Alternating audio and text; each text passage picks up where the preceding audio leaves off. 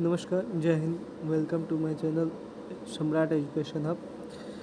Today will we discuss some questions PYQ. आज हम कुछ PYQ के क्वेश्चन के बारे में डिस्कस करेंगे। तो पहला हमारा क्वेश्चन है, भारत के निम्नलिखित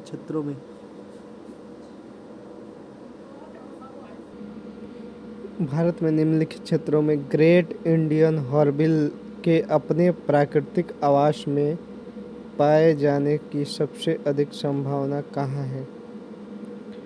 तो ग्रेट जो इंडियन हॉर्नबिल है, यह एक जो पक्षी है, यह सबसे ज़्यादा प्राकृतिक रूप से इसका आवाज़ जो है ये पश्चिमी घाट में है। पश्चिमी गुजरात के लवण क्षेत्र में, कक्ष वाले में नहीं, इसमें ये हॉर्नबिल नहीं पाई जाती है, मतलब प्राकृतिक आवास नहीं है इसका। जम्मू कश्मीर में तो नहीं, क्योंकि जम्मू कश्मीर में जो उच्चतर हिमालय है उधर का परिवेश और पश्चिमी घाट का परिवेश बहुत अलग है। उत्तर पश्चिमी भारत के रेतीले मरुस्थल ये भी नहीं है। इसका जो आंसर है वो डी है। बढ़ते हैं अगले क्वेश्चन की तरफ। अगला जो क्वेश्चन है हमारा वो है, भारत में पाई जाने वाली नस्ल खराई ऊँट के बारे में अनूठा क्या है? खराई ऊँट के बारे में सबसे अनूठा ये है कि यह लगभग 3 किलोमीटर तक तैरने में सक्षम होता है समुद्र में। यह बात सही है। पहला, ये मैंग्रोव जो घास होती है, मैंग्रोव वन वाली, उसको चर कर जीता है। इसीलिए जो कच्छ वाला एरिया होता है, ये आपका जो कच्छ वाला एरिया होता है गुजरात वाले में, इस वाले एरिया में, तो उधर जो है कि ये मतलब जो चरवाहे होते हैं उनके लिए सबसे बेस्ट, मतलब सबसे अच्छा साथी जो है ऊँट है। इसका वो लोग दूध निकाल के भी पीते हैं। यह जंगली होता है और पालतू नहीं, गलत, अभी मैं आपको बता रहा हूँ कि जो चरवाहे होते हैं वो इनको पालते हैं और इनका दूध वगैरह भी निकालते हैं। और ये कच्छ, गुजरात के कच्छ वाले एरिया में जो वहाँ के लोग होते हैं उनके बहुत अच्छे साथी हैं ट्रैवलिंग के लिए। तो केवल 1 और 2, हाँ यही सही है, 3 तो गलत है। 3 जिसमें जिसमें आएगा वो सब गलत है। अगले क्वेश्चन की तरफ हम बढ़ते हैं। अगला क्वेश्चन है कि समाचारों में कभी कभी दिखाई देने वाले रेड सैंडर्स के संदर्भ में निम्नलिखित कथनों पर विचार करिए। यह मान लीजिए लाल चंदन टाइप का एक पेड़ है जो 3 से 5 साल में लगभग 10-20 मीटर से 25 मीटर बहुत तेज़ी से बढ़ता है। उसके बाद इसका जो है कि 3 से 5 साल में बहुत तेज़ी से बढ़ेगा।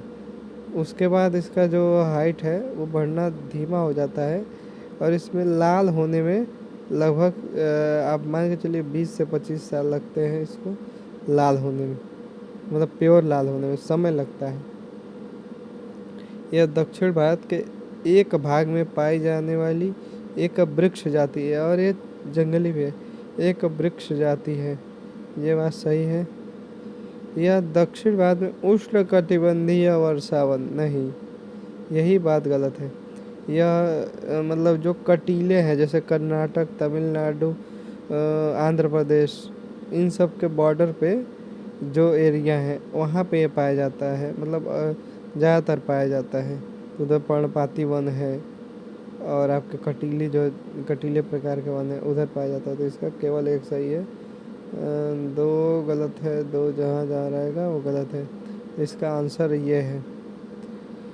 चलिए हम अगले क्वेश्चन की तरफ बढ़ते हैं। अगला क्वेश्चन जो है हमारा वो यह है कि वर्ष 2015 में पेरिस में UNFCCC बैठक में हुए समझौतों के संदर्भ में निम्नलिखित कथनों में से कौन सा से सही है? पहला जो है उसका, इस समझौते पर UN के सभी सदस्य देशों ने हस्ताक्षर किए हैं और यह 2017 में लागू होगा। नहीं, गलत। 55 देश इसमें लागू, मतलब 55 देश ही किए हैं। ये 2017 में नहीं, ये 2016 में ही लागू कर दिया गया था। मतलब 2020 में टारगेट था लेकिन 16 में ही लागू कर दिया गया था। सभी लोगों ने नए सिग्नेचर किया था, तो पहला गलत। दूसरा, समझौते ग्रीन हाउस गैस के उत्सर्जन को सीमित करने का लक्ष्य रखता है, जिससे इस सदी की अंत तक औसत वैश्विक तापमान की वृद्धि उद्योग पूर्व स्तर से 2 सेल्सियस या कोशिश करें कि 1.5 से अधिक न हो पाए। ये बात एकदम सत्य है। दूसरा इसका जो है वो एकदम सत्य है। तीसरा है, विकसित देशों के वैश्विक तापमान में अपनी ऐतिहासिक जिम्मेदारी को स्वीकारा और जलवायु परिवर्तन का सामना करने के लिए विकासशील देशों की सहायता के लिए 2020 से प्रतिवर्ष 1000 नहीं, प्रतिबद्धता नहीं, ये गलत है। तो एक जहाँ जहाँ है वहाँ पहले कैंसिल करिए, और 3 भी, तो इसका आंसर बी होगा। तो आपका चौथे का जो आंसर है वो बी है। अब हम अगले क्वेश्चन की तरफ बढ़ते हैं। अगला क्वेश्चन है कि निम्नलिखित कथनों पर विचार करिए।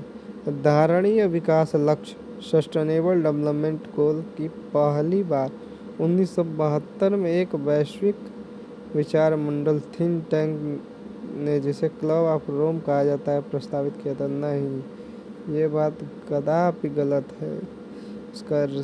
उसका ये है 1972 में नहीं, बहुत बाद में आया है, 2015 के आसपास उसको धीरे धीरे मतलब चर्चा में आना शुरू हुआ।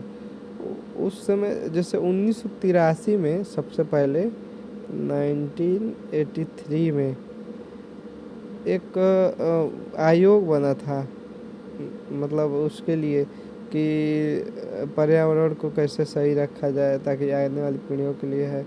उसको बंटन लैंड आयोग बोलते हैं। वो बनाया गया था कि पूरे विश्व में कैसे पर्यावरण को आने वाली पीढ़ियों के लिए रखा जाए, 1983 में सबसे पहले। उसके बाद अलग अलग बहुत से चीज़ें, मतलब ये आपका UN और भी अलग अलग देशों ने अपने कदम उठाए इससे रिलेटेड। दूसरा है, धारणीय विकास लक्ष्य 2030 तक ही प्राप्त करना है। 20 सही है, बाकी गलत। अगले की तरफ बढ़ते हैं। छठवां है, अभिष्ट राष्ट्रीय निर्धारित अनुसंधान पद को कभी कभी समाचारों के किन संदर्भ में देखा जाता है? तो पहला है, युद्ध प्रभावित मध्य पूर्व के शरणार्थियों के पुनर्वास के लिए यूरोपीय देशों द्वारा दिए गए वचन। गलत। दूसरा है, जलवायु परिवर्तन का सामना करने के लिए विश्व के देशों द्वारा बनाई गई कार्य योजना। यही सही है। तो ये भी गलत है और ये भी गलत है। इन्वायरमेंट का है तो ज़्यादातर सवाल इसमें इन्वायरमेंट से ही रहेंगे। अगला क्वेश्चन की तरफ बढ़ते हैं। अगला क्वेश्चन है, मरुस्थलीकरण को रोकने के लिए संयुक्त राष्ट्र अभिसमय का क्या महत्व है? इसका उद्देश्य नव परिवर्तनकारी राष्ट्रीय कार्यक्रमों एवं समर्थक अंतर्राष्ट्रीय भागीदारियों के माध्यम से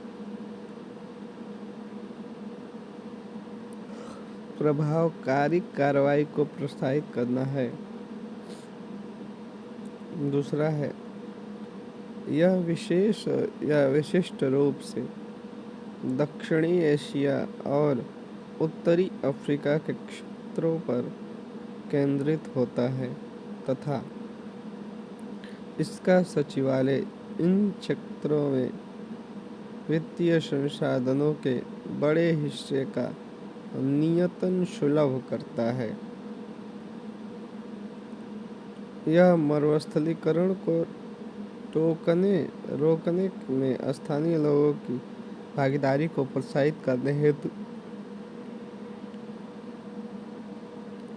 ऊर्ध्वगामी उपागम बॉटम अप अप्रोच ऐसे होता है।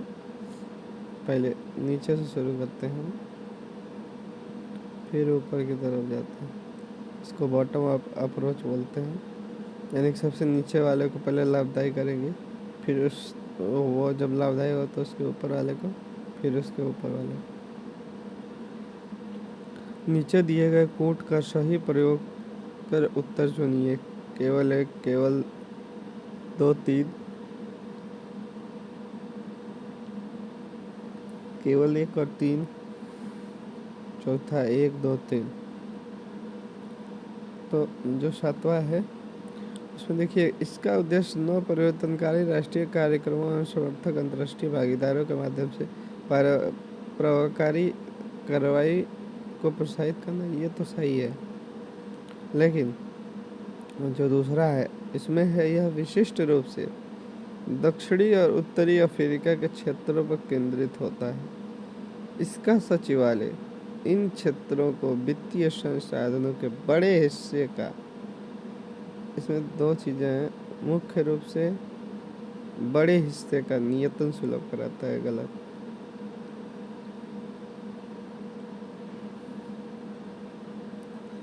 तीसरा है, यह मरुस्थलीकरण को रोकने का स्थानीय भागीदारी को प्रोत्साहित करने हेतु ऊर्ध्वगामी बॉटम अप्रोच की प्रतिबद्धता है। बात सही है।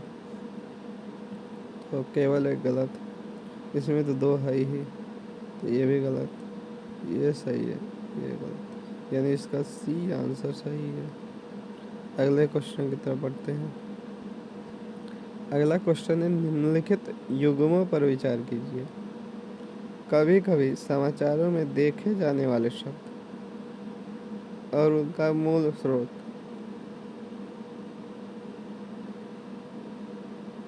एनेक्स देश वन कंटन जिला प्रोटोकॉल नहीं, ये क्योटो से संबंधित है ये। फिर है प्रमाणित उत्सर्जन कटौतियाँ, सर्टिफाइड एमिशन रेट क्लाइज नहीं। स्वच्छ विकास क्रियाविधि, क्लीन डेवलपमेंट मैकेनिज्म, हाँ करो। उपर्युक्त में से कौन सा युग्म सही सम्मिलित है? इसका जो आंसर होगा केवल 3 नीचे रहेगा, तो इसका सी, इसका खाली केवल 3 आंसर, केवल 3 आंसर सही है, केवल 3, ये दोनों गलत है।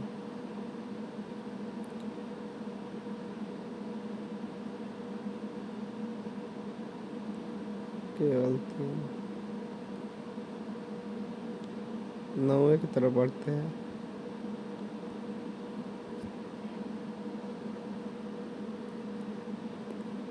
परितंत्र एवं जैव विविधता का अर्थशास्त्र, सॉरी अर्थतंत्र, बायोडायवर्सिटी नामक पहल के संदर्भ में निम्नलिखित कथनों में से कौन सा से सही है? यह एक पहल है जिसकी मेजबानी UNEP, IMF एवं विश्व आर्थिक मंच करते हैं। यह एक विश्वव्यापी पहल है जो जैव विविधता के आर्थिक लाभों के प्रति ध्यान आकर्षित करने पर केंद्रित है। यह ऐसा उपागम प्रस्तुत करता है जो परितंत्रों और जैव विविधता के मूल की पहचान, निर्देशन और अभिग्रहण के निर्णयकर्ताओं की सहायता करता है। नीचे दिए गए कूट का सही प्रयोग कीजिए। केवल 1 और 2, केवल 3, केवल 2, 3, 1, 2, 3। यह एक पहल है जिसकी मेजबानी UNEP, IMF और आर्थिक विकास मंच करते हैं। क्या यह सही है? तो TEB के लिए आइए इसको देखते हैं। तो TEB जो है, मतलब यानी कि the economic of ecosystem and biodiversity, इसकी मेजबानी UNEP, IMF, आर्थिक विश्व सभी नहीं करते हैं। ये गलत है। यह विश्वव्यापी पहल है जो जैव विविधता के आर्थिक लाभों के प्रति ध्यान आकर्षित करने पर, हाँ यह